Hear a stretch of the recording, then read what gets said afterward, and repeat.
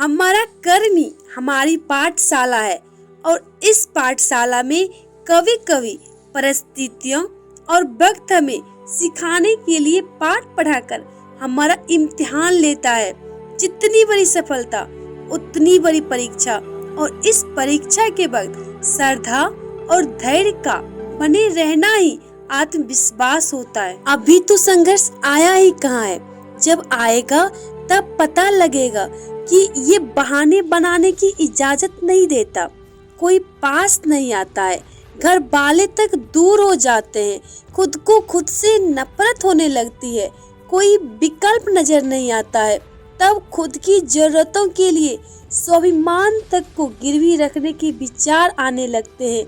लेकिन उस वक्त एक चीज बड़ी गजब होती है, तुम्हें इस बात का अनुमान हो जाता है कि जो हो वो तुम ही हो जो तुमको बचा सकता है, तुमको कुछ बना सकता है, तुम्हें इन परिस्थितियों से निकाल सकता है और तुम्हें जिता सकता है। शरीर को चंगा रखो, दिमाग को ठंडा रखो, जेब को गर्म रखो, आँखों में शर्म रखो, जुबान को नरम रखो, दिल में रहम रखो, क्रोध पर लगाम रखो, व्यवहार को साफ रखो, होठों पर मुस्कुराहट रखो। फिर स्वर्ग में जाने की क्या जरूरत, यही स्वर्ग है। स्वस्थ रहो, व्यस्त रहो, मस्त रहो। दौलत से सिर्फ सुविधाएं मिलती है, सुख नहीं। सुख मिलता है आपस के प्यार से, वो अपनों के साथ से। सिर्फ सुविधाओं से सुख मिलता तो धनवान लोगों को कभी दुख ना होता। लड़ो, लड़ नहीं सकते तो बोलो, बोल नहीं सकते तो लिखो, लिख नहीं सकते तो साथ दो, साथ नहीं दे सकते तो काम करने वालों का मनोबल बढ़ाओ। यदि वो भी नहीं कर सकते हो तो जो कर रहे हैं उनका मनोबल मत तोड़ो, क्योंकि वो तुम्हारे हिस्से की लड़ाई लड़ रहे हैं। एक स्त्री होने का अर्थ ही यही है कि तुम नव सृजन करोगी।